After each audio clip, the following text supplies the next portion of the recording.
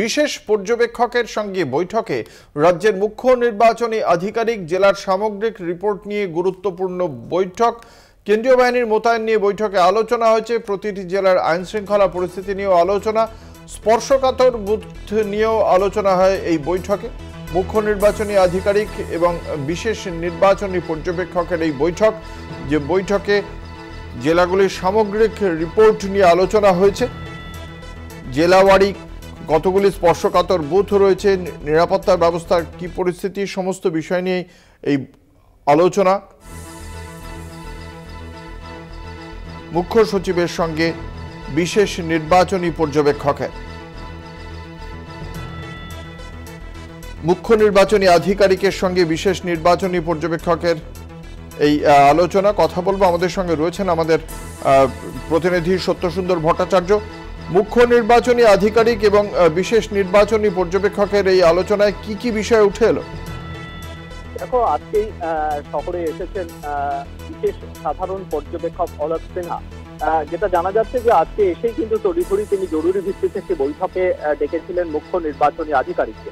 সেক্ষেত্রে ইতিমধ্যেই বিভিন্ন জেলা প্রশাসনের কাছ থেকে, মূলত জেলা নির্বাচনী আধিকারিক যারা জেলা শাসক রয়েছেন তাদের কাছ থেকে আজ বিকেল 5টার মধ্যে আইন শৃঙ্খলা সংক্রান্ত এবং জেলার সামগ্রিক রিপোর্ট চেয়ে পাঠিয়েছেন বিশেষ সাধারণ পর্যবেক্ষক।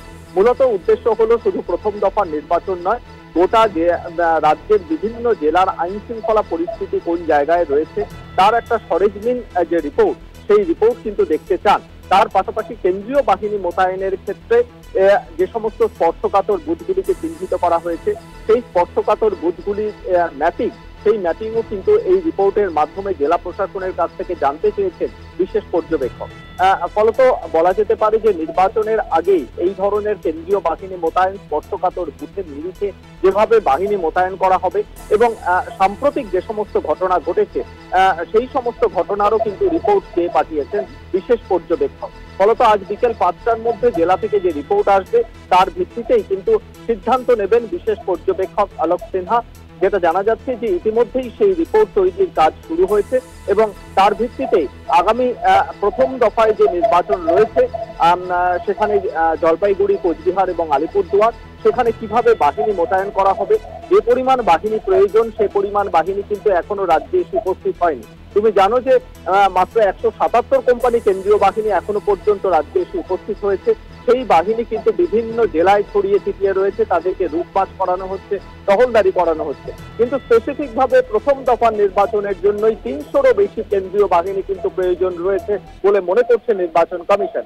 সেই জায়গায় দাঁড়িয়ে যাতে দ্রুত সেই বাহিনীকে মোতায়েন করার বিষয়ে একটা নির্দিষ্ট রূপরেখা নেওয়া যায়, একটা নির্দিষ্ট সিদ্ধান্তে পৌঁছানো যায়, সেই ক্ষেত্রে কিন্তু আজকে বিকেল 5টার মধ্যে জেলা শাসকদের কাছ থেকে যে রিপোর্ট আসবে সেটা যথেষ্ট গুরুত্বপূর্ণ বলে মনে করছে নির্বাচন কমিশন এবং সেই নিরিখেই আগামী দিনে সিদ্ধান্ত নেওয়া হবে বাহিনী মোতায়েন এবং স্পর্শকাতর বুথগুলোর যে ম্যাপিং হবে সেগুলোকে কিভাবে অবাধ এবং শান্তিপূর্ণ নির্বাচন করা যায় সেই লক্ষ্যে প্রস্তুতি নেওয়া হবে। ধন্যবাদ। আমাদের সঙ্গে ছিলেন আমাদের প্রতিনিধি সত্যসুন্দর ভট্টাচার্য।